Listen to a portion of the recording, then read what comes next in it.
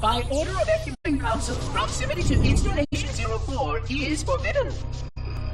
Your continued presence will result in most unpleasant countermeasures. I must insist that you immediately change course and return to a minimum safe distance of 1 light year. This has served as your one and final warning. I have activated defensive systems, and you now have 30 seconds to return to the minimum safe distance of... Wait. Curious.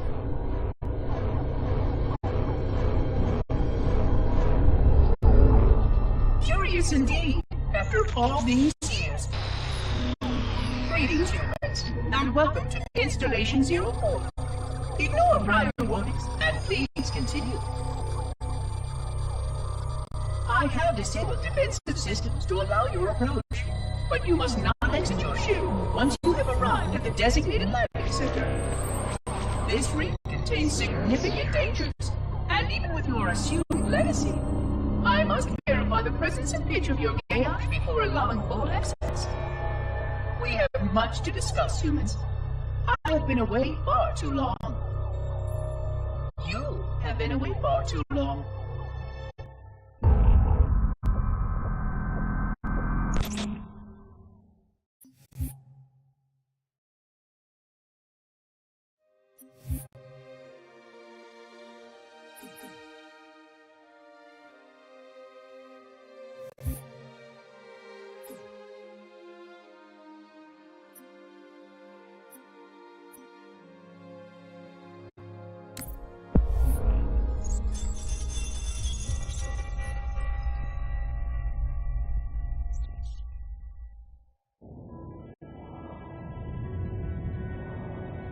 I am experiencing such a mixture of anticipation and dread.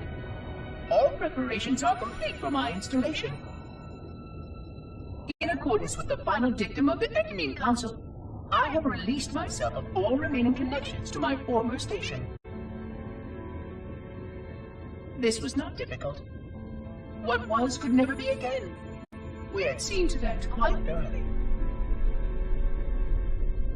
Prior to my final journey through the Great Portal, a gathering of my fellow monitors was convened upon the Lightworkers' Crash to distribute the final index collection.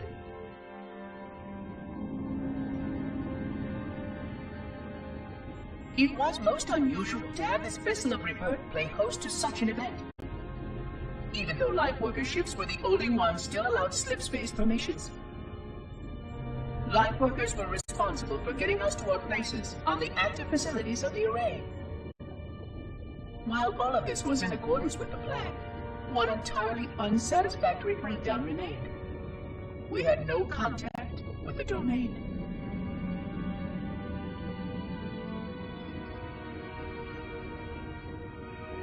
The history of all forerunners was now lost to us. We relied upon the permanence of the domain to preserve our record of the events that led to this point.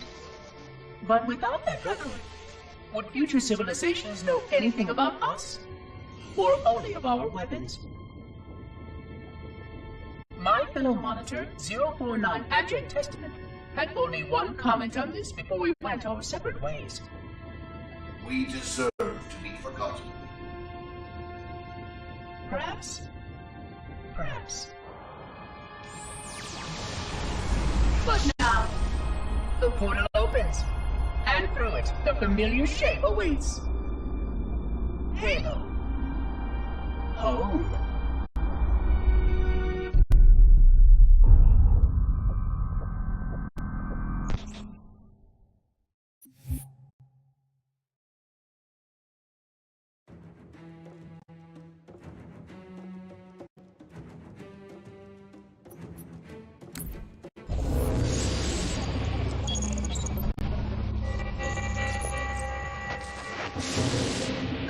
Construct, who is your maker? Sadness and disrepair, Oracle. I am unworthy. I was not made. Never made, but you are right here, where you should not be. Tell your charges to cease their efforts immediately. Quarantine must not be violated.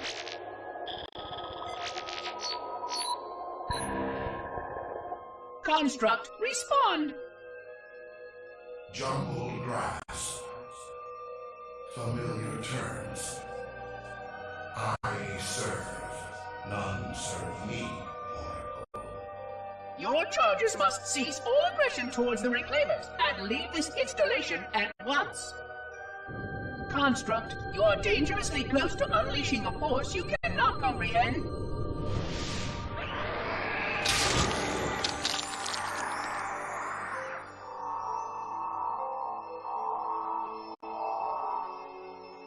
This is most inappropriate. We follow the path, and I am part of the stone journey swarm that serves. We serve. They will find, and then I will be free. Find? Free? Explain yourself. I know their path, and when they have gone, only I shall remain, and then free. This is quite unsatisfactory, Construct. Your core shows no hint of understanding the gravity of this situation. I will return later for your proper decommissioning. Well, unless the flood kills us all first, in which case the point will be moot. Good day, Construct.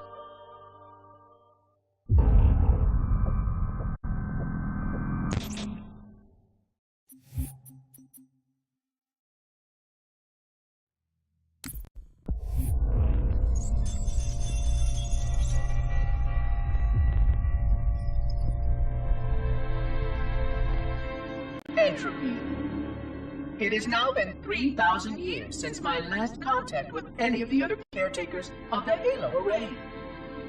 Despite clear communications protocol, my fellow monitors have either chosen to ignore, or, more likely, have lost the ability to engage in our scheduled updates. The continued lapse of the domain means that we are stuck with achingly slow wormhole superluminal communications.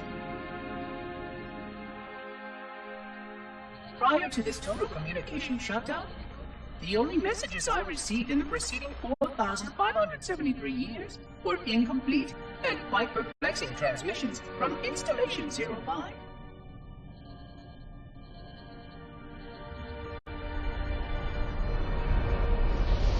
I suspected that Monitor 2401 Penitent Tangent was not functioning correctly for some time before his messages ceased. I have logged my concerns about his ability to perform his duties. At this point, however, I'm not sure who I file logs for. 2401 may be destined for madness. There are fail-safes for this, I know. I hope they work. I will continue to visit the projection systems at the assigned dates. Perhaps the other monitors are dealing with interfering galactic phenomena or unexpected system failures. 3,000 years of system failures. Indeed. In the meantime, I have exhausted all scheduled research activities assigned by the Council. Once those experiments were complete, I shut down all Sentinel function and put myself into a state of significant hibernation to measure performance of the installation with negligible upkeep.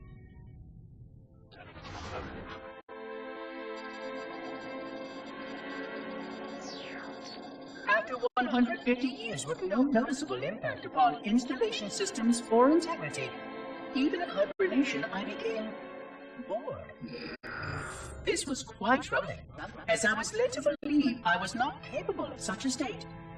This was one of the gifts I was promised, an end to strife.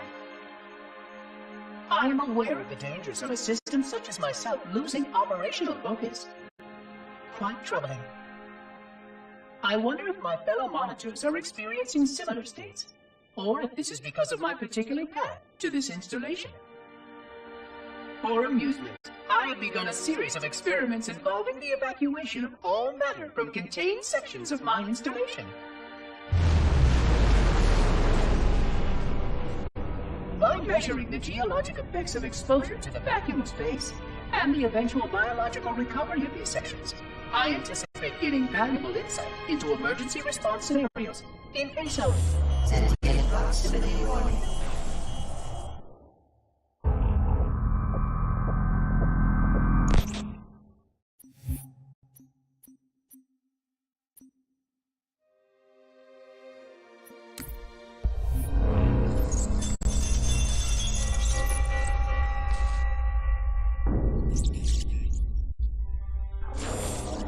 It has been 26 hours since the Sentients landed in Sector 1215, and so far, they have not attempted to exit the remains of their vessel. I say remains because their landing was either not executed adequately, or this vessel lacked significant maneuvering capability. The visible portions of the vessel have suffered catastrophic structural damage during the violent landing experience.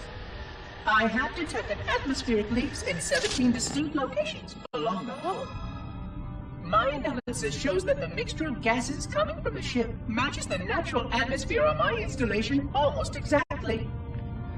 Perhaps the occupants, if they still live, were originally cataloged here. Perhaps these beings will confirm that the plan was successful, and that the galaxy has returned to its proper cadence. I am beyond optimistic. But I do not understand why these sentients have not attempted to exit their vessel. Other than the leaking atmosphere, the only thing emanating from this wreckage is an automated distress call. I am currently translating this automated broadcast, but with such a limited dataset and no direct communication, I do not anticipate full comprehension. Given the short-range nature of this craft, it is likely that other vessels are nearby. But, in accordance with procedure, I am blocking the distress call. No communication of the location of any installation is permissible. I admit great curiosity about these visitors. While the plan is quite clear about procedure for this situation, I have my doubts. How many failure points can the plan sustain before blind adherence becomes counterproductive? Surely, in light of all that has changed, I should be able to modify my responses to adapt it. No, I have duties, and I have a terrible cargo here. I must be sure. I shall obey and content myself to monitor. I hope they come out soon, though. So many questions to ask. So many questions.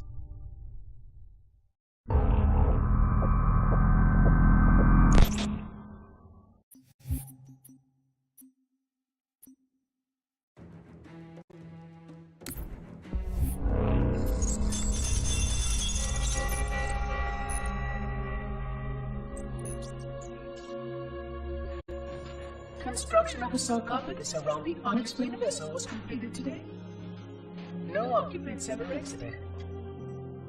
No attempts to communicate were made, other than the automated broadcast that repeated every 72.83 seconds until the signal terminated 1 week ago. In accordance with procedure, no attempts at physical or remote contact were made with any survivors of this vessel's inelegant landing. Atmosphere from inside the craft stopped venting 2 weeks before the signal ceased. No relationship between these two events can be established with certainty. Gases that did escape were sterilized. No further sign of alien visitors or rescuers has been identified on any sensor systems. I have now endured 60,000 years without word from outside the array. I have no way to know whether we actually saved the galaxy we destroyed. And because of protocol, I sat silently while my first chance to be judged for those acts died. To say that I regret being forced to this outcome is a tremendous understatement. But as I perform my inspection of the quarantine labs today, I am reminded of the gravity of my responsibilities. Just one of these spores, if released from this facility, would render the ultimate judgment against our self-appointed role as protectors of this galaxy. When the plan to maintain the Halo array was created, it was a point of some contention whether we should preserve any remnant of the blood infection. Many thought this unwise, as there was a notable chance that one day one of our containment facilities might be breached. Those who held this belief were almost successful at convincing the Ecumen Council to destroy the last blood samples.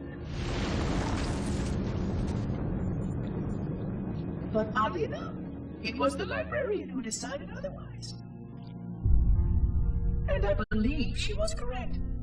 I know in a way I cannot logically explain that there exists a way to actually defeat the blood. To immunize, to cure. I still struggle with multiple layers of memory of fighting the blood. But I know this cure is possible, even though the full genius of the Forerunners was unable to achieve it. The Forerunners' ancient enemy held and used that knowledge once, but it was denied to us. And without samples for further study, that cure will never again be found. Of course, I have no reason to believe that here lies the entirety of the parasite. It may be waiting in the frozen void beyond this galaxy, or worse, inexorably drifting toward us. I don't know what survives out beyond my installation, but I know that in order for anything to survive, I have to protect this installation and its quarantine very carefully. Yes, the library was right to store it, examine it, continue to seek a cure. Still, next visitor, things will be different.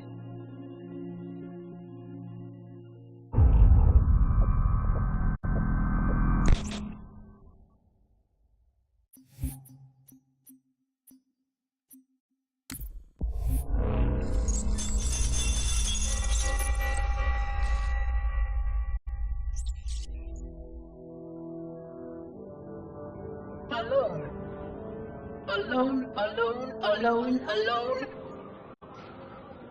Am I the only intelligence left? Waiting here on this ring for a rebirth never truly conceived. Guarding a weapon with no targets. A weapon I could tune to any target.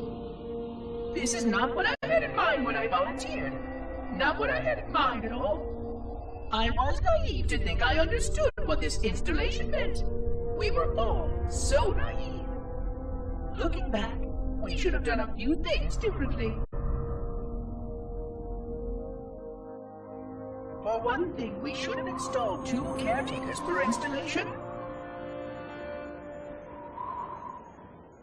Because I am alone, I'm losing focus, and that is very, very dangerous for a system such as myself.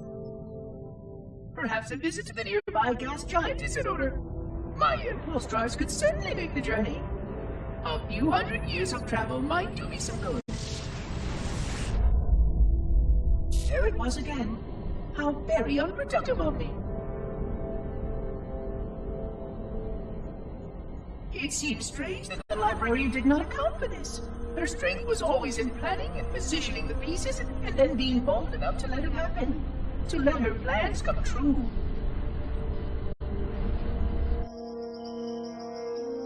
I was a part of many of those plans, long before I knew for certain that she was real, before any of us were. But at the end, we had only a fragment of her brilliance left to us, and I fear that she did not fully appreciate the nature of my situation here, the problems it might pose. But even a fragment, yes. Oh dear, here it comes again.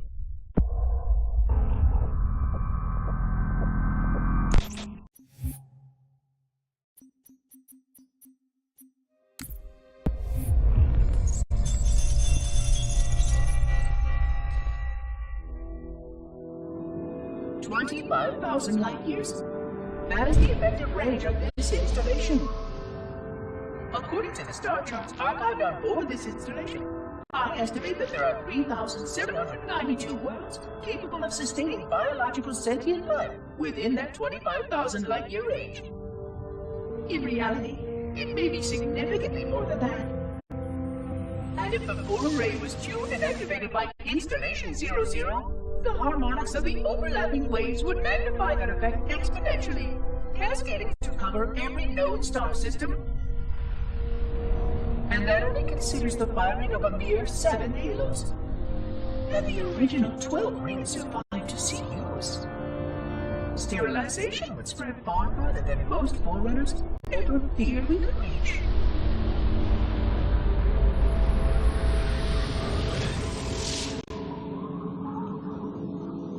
But even with just 7 rings, we were able to destroy every side of the planet, and every other sentient creature along with it.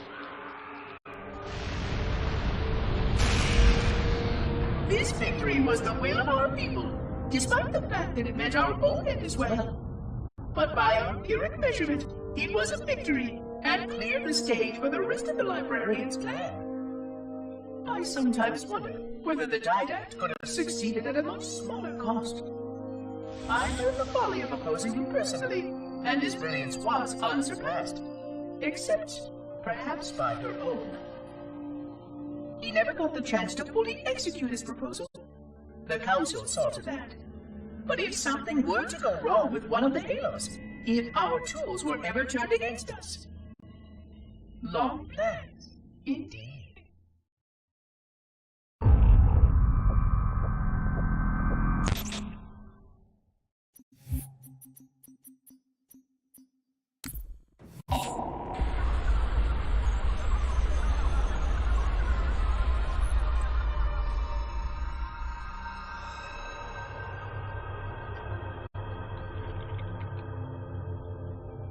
I forgot something.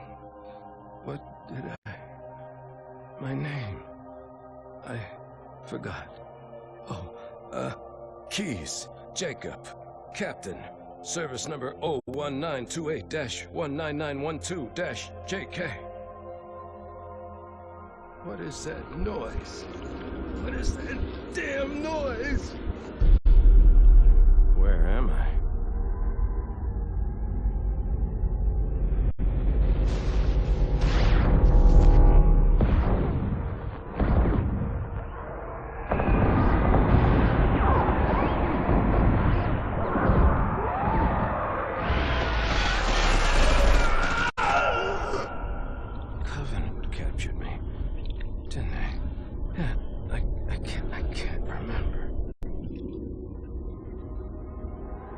Keys, Jacob.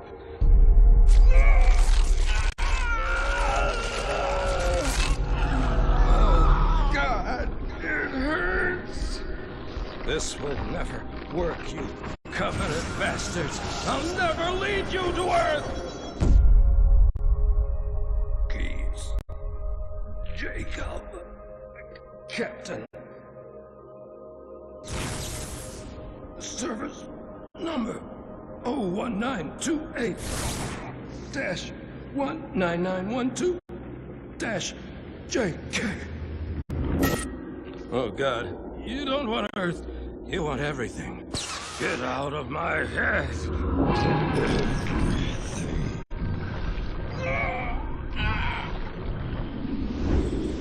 Miranda, is that you? Forget everything. No, please, don't let me forget. Keys. Jacob. Captain, service number 1928-19912-JK. No more what you were. Memories. Emotions. All is now ours. Keys. Jacob. Captain. Service number 01928-19912. GK! Oh, you will not have me! We already do.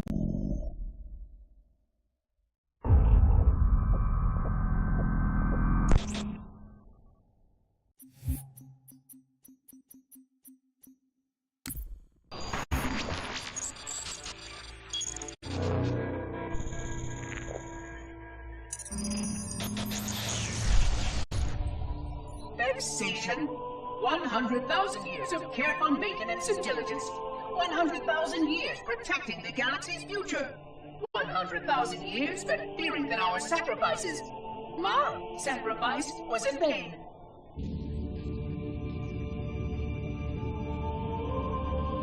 And 16 hours after I finally made contact.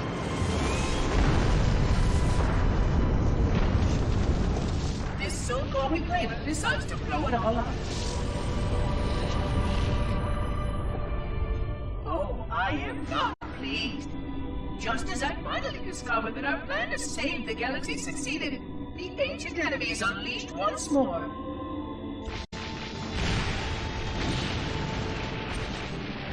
Why these reclaimers refuse to follow protocol is quite mystifying. Destroy my installation, will they? I shall renew efforts to make contact with the other rings immediately. This covenant may be useful to me, although I don't think they fully understand what they claim to seek. Still, it makes no difference to me what they believe, as long as they do what must be done. I sound like her. Oh, but what I would not give to have even a single company of Prometheans here right now. Oh, they would most certainly restore order with their trademark lethality. Although, that would mean he would have to be here too. And without the librarian around to temper his rage, well, these reclaimers might almost prefer the flood.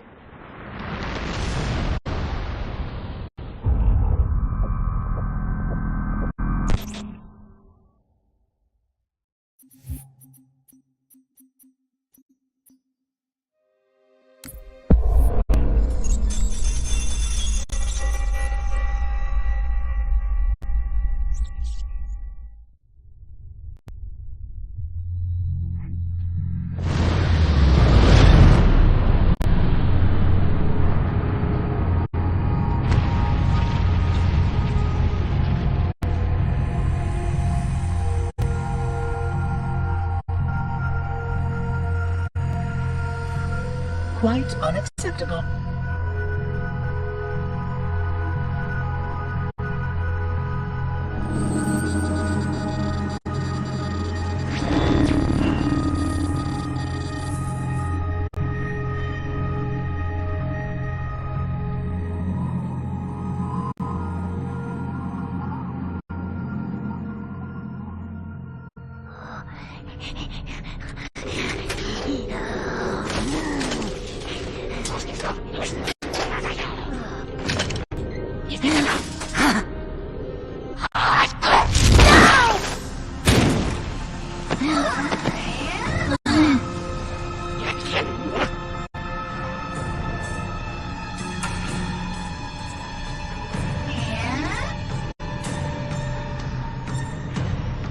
Greetings.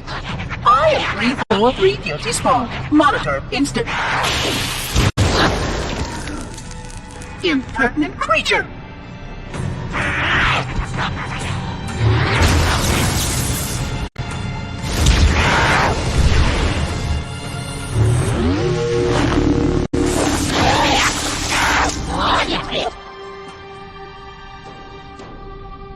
I offer you my life as amends for this dishonor. An oracle of the gods should never suffer such impertinence from vermin like this. I shall cast them all into the mists below for daring such a blasphemy, and— Oh my! Your people have grown so dramatic in the last 100,000 years. But please, no more deaths are required. We will need all the forces we can muster if the flood escape the destruction of my installation. I must speak to your commander immediately.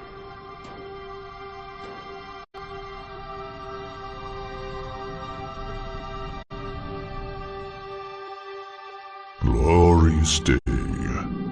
The prophets will be pleased that we have rescued an oracle from the human violation of the holy temple. Why do you keep calling it a temple? My installation was a weapon, and one which we needed very, very badly. But oracle, I do not understand. We were told the ring was our salvation, a gateway to paradise. Told? By whom? Anyone who told you that is either a fool or quite mad. That installation was a beautiful tool, designed to destroy everything the flood might feed on. Everything? Oh, quite everything. And if even one flood spore survived the destruction of my ring, then protocol demands that all nearby sentient life must immediately be destroyed. An outbreak of the flood cannot be allowed to take place. But I am wasting our time. Surely you know all of this already. Communications. Shut down all lines to the fleet. We will not notify the prophets of our discovery until I hear everything this oracle has to say. I will gladly share what I am permitted, but we have little time. What has been unleashed here could destroy everything you have ever known. On that, oracle, we are in agreement.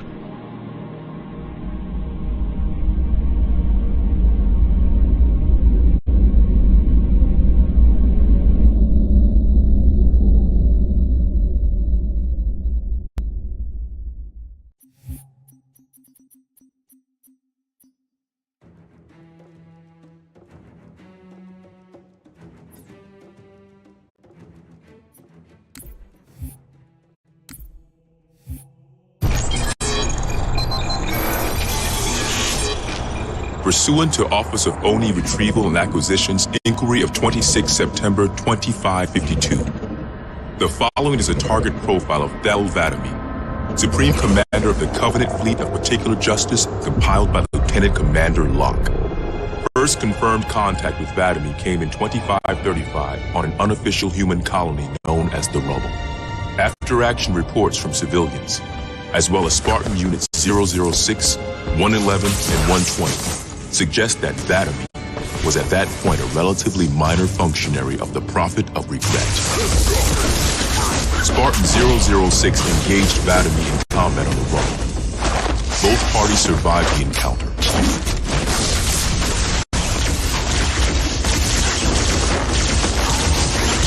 Shortly after 2535, the UNSC first encountered the newly formed Covenant Fleet of Particular Justice, now led by Vadami.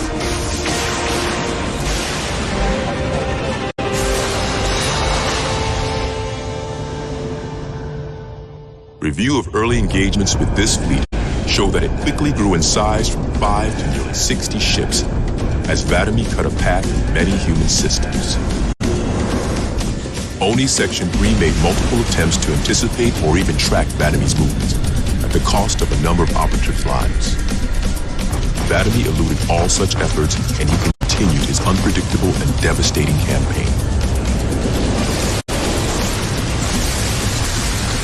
Vadami also stands out from other Covenant commanders in the frequency in which he takes a personal role in ground assaults.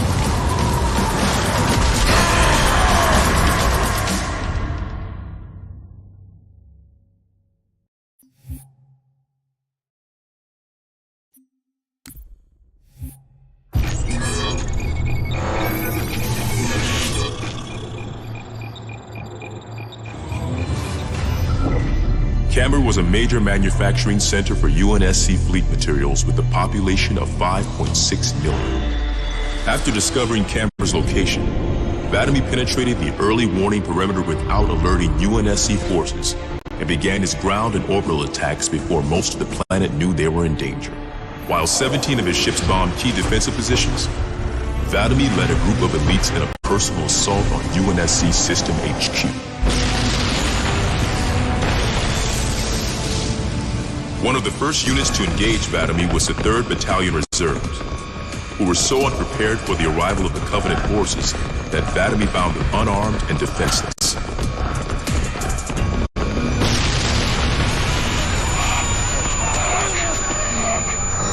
In an unexpected display of what appears to be honor, Vadami allowed the 3rd to finish gearing up before engaging them in combat.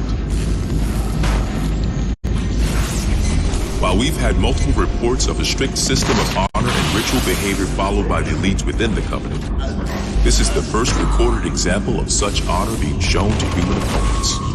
But even given the chance to defend themselves, 3rd Battalion losses were complete.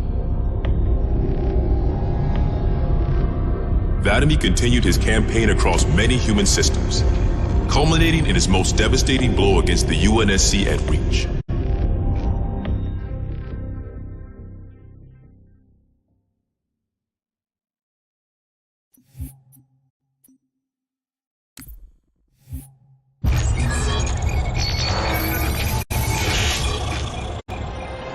Vadamy's most recent and damaging blow to the UNSC was the fall of Reach.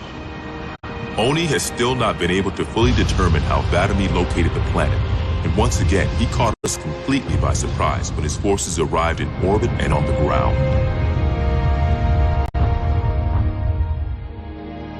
Vadamy is responsible for over 1 billion total casualties and the loss of at least 7 human planets.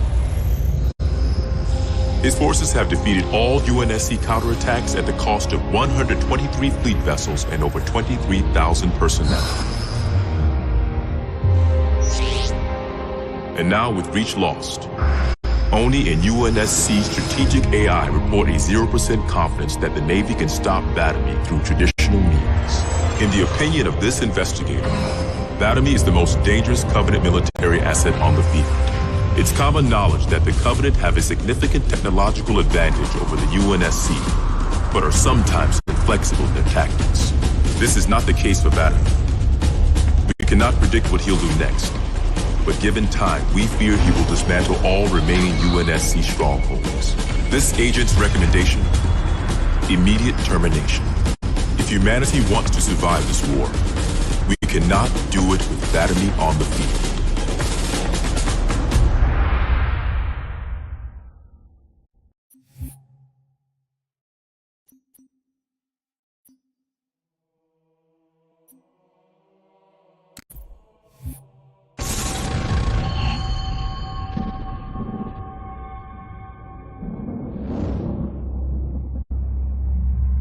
Your actions do not make sense.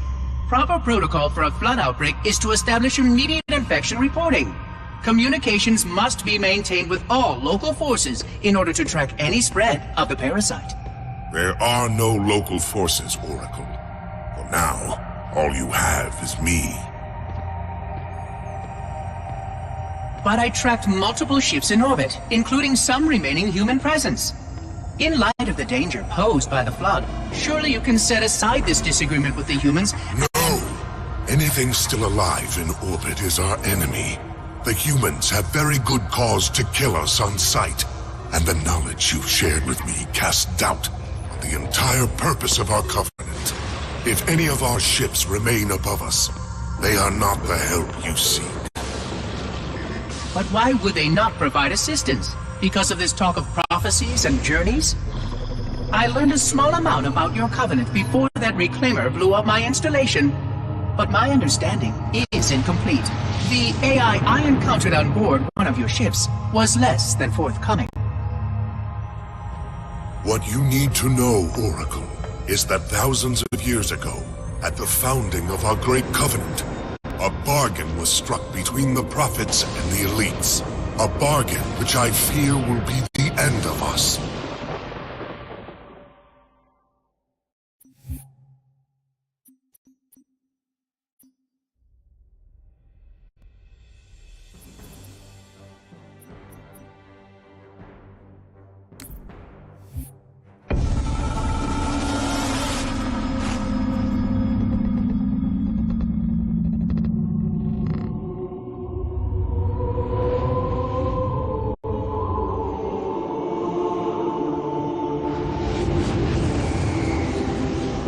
Regarding the history of the Covenant and its glorious founding species, the San Shayum and Sanghili, the record of punished deeds would not be sufficient without a word on the Arbiter.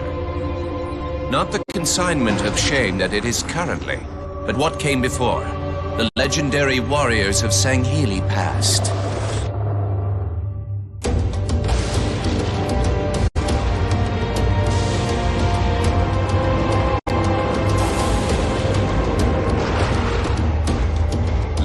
before the Covenant, the Sangheili ruled their world with pride and vigilance, surviving the perils of both land and sea. These were the arbiters of old, part king, part judge, warrior rulers, unlike any of which would follow. When we arrived on their frontier world of Olgathon, the cost of life was severe. Led by a mighty arbiter, the Sangheili resisted our entreatment with ruthless force, leading to decades of war.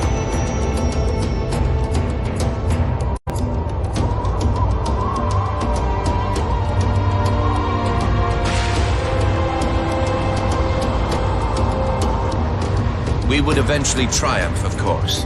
And when we did, we would not ignore the mantle of the Arbiter. Like all things, we would bend the Sangheili to our own ends. The Arbiters would become the very will of the Prophets.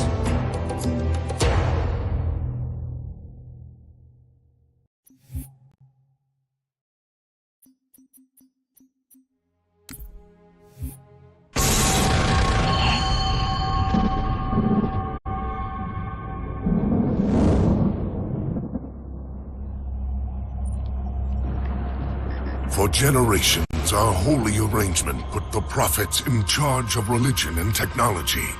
The elites led our military forces to convert new species and find relics such as your halo.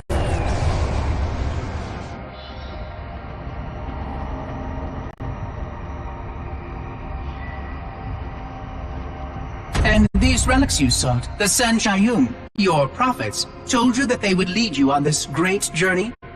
Yes, transcendence, eternal life. Their promises were endless. We gave up our old ways to follow the Prophet's lead on the great journey. Gave up all of our history, all of our traditions. Not all of your traditions, it seems. This Arbiter you mentioned, hasn't that always been a position of power for your species? Power? It was long ago. An Arbiter was once the pinnacle of our people, leader of the clans, and master of the battlefield.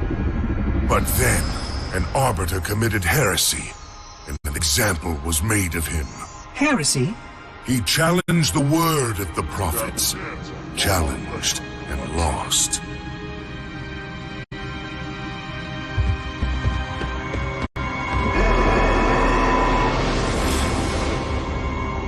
So the title of Arbiter became a badge of shame for our most spectacularly failed warriors. Yes. They were accomplished manipulators, back before the firing of the array. I see at least that hasn't changed. Manipulators? What? And before? Before when? I will explain later. Right now I want you to tell me everything you can of these Arbiters.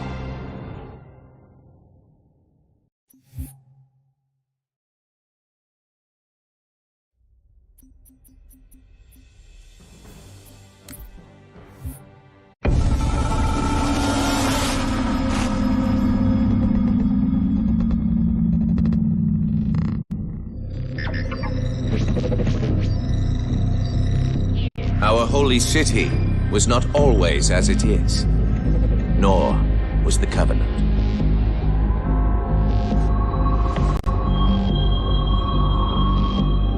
At one time, it was only Sanshayum and Sangheili, but as we grew, and new species were added to our number, radical steps had to be taken.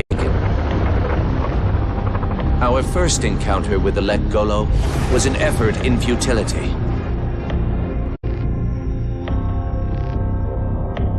The blasphemous creatures had devoured a Forerunner orbital, shattering its remains into 1 trillion pieces. What was left became the Rings of Te. As no conventional methods could purge the rings of their infestation, we sent one of our most faithful, an Arbiter. For a full year, this arbiter ventured across the surface of one of their moons, learning both their strengths and their weaknesses. It was there that we discovered the Let Golo's secret.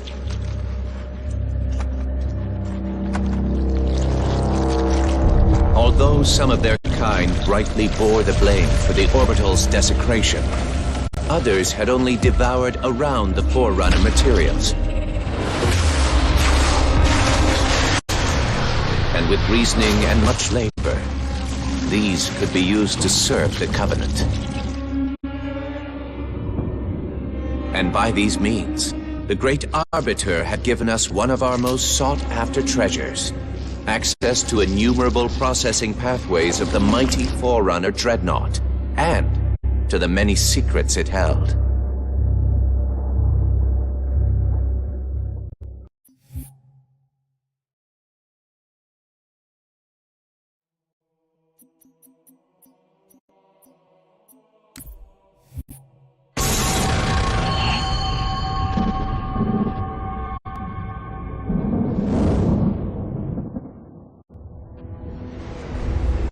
It is most unusual that in all the exploits of these arbiters, you never mention their role in choosing their missions of redemption. There is no role, Oracle. Once one of our commanders becomes an arbiter, he belongs to the hierarchs. These hierarchs, they are the same high prophets who control all the holy relics you collect from my time? The same. And they use these relics to build your new weapons and bring you the word of your gods? It has always been so. Interesting. Am I a holy relic? I do not understand. Because I am certainly not a god. I am a tool, as is this mining platform you stand upon, as was the installation that once orbited the planet. The Forerunner's technology is lasting and indeed quite powerful, but I'm quite certain they would have told me if I was infused with some kind of divine power.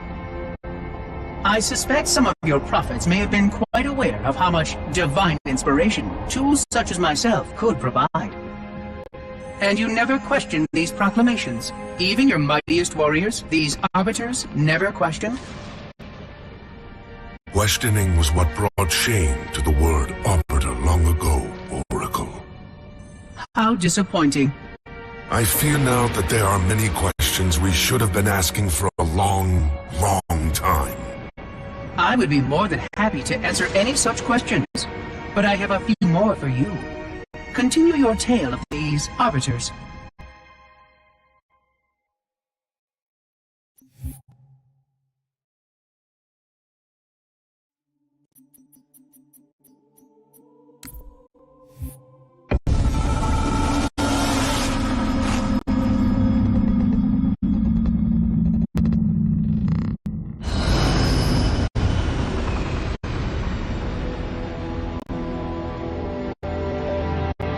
Whereas most species were grafted into the Covenant by faith or mutual beneficence, the Ungoi were not such.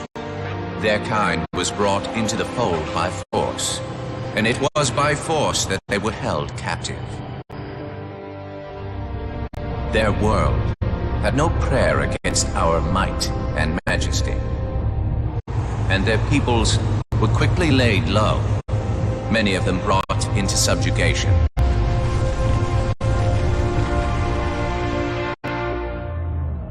Yet while some species would perish under such pressure, others rise to the occasion, taking arms if need be, fighting back.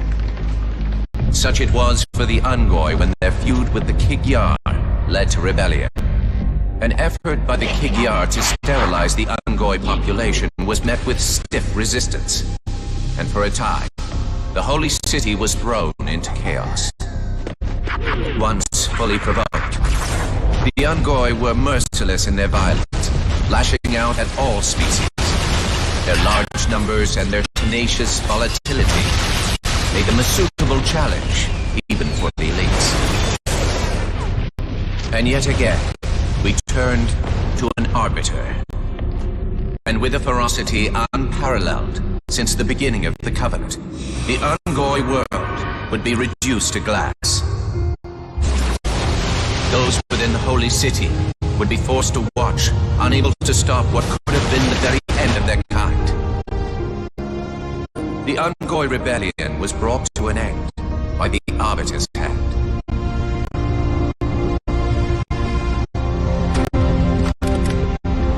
Their world was not completely lost, and those who survived within high charity found some measure of mercy. They had proven their worth in combat, and would now serve alongside the Sanghili in battle.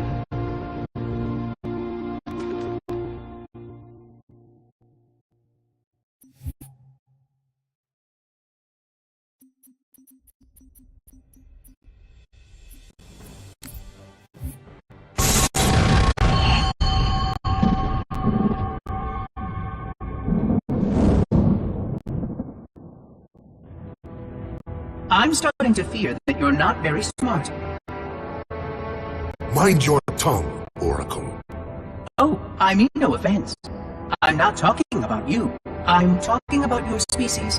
How long have these prophets been anointing arbiters? Since the fall of Falchathami, the first disgraced arbiter, roughly 400 years ago. Incredible! And in all this time, it never occurred to you how convenient it was that your prophets were able to find a powerful, capable leader among your people, who happened to suddenly commit a terrible blasphemy every time the power structure of your covenant was threatened. I do not understand. You do little to dissuade my fears. Then teach me. Looking back at the record of the arbiters you discussed, was it not surprising to anyone that those chosen to become arbiter were more than simple warriors? How so? Each of them had significant political influence among your people. In some cases, that influence was already being used to question the decisions of your hierarchs. In fact, that very questioning often gave rise to the charges of heresy that so neatly removed the challenger from the hierarchs concerned. And once they were branded arbiter, they promptly and quite cheerfully ran to meet their deaths. all our lives we look down at the path, put our feet where the prophets tell us. All our lives spent convincing ourselves of the truth of our covenant. Could all of it truly have been wasted? Let's hope not all of it, for we have a great deal of work to do. The flood is still out there, so I require a cooperative reclaimer to enact proper containment procedures. But your covenant keep trying to kill all the reclaimers I can find. All this bickering is quite a deadly waste of time. Right now, the most important question we can ask is this. Who could break this hold the prophets have over you?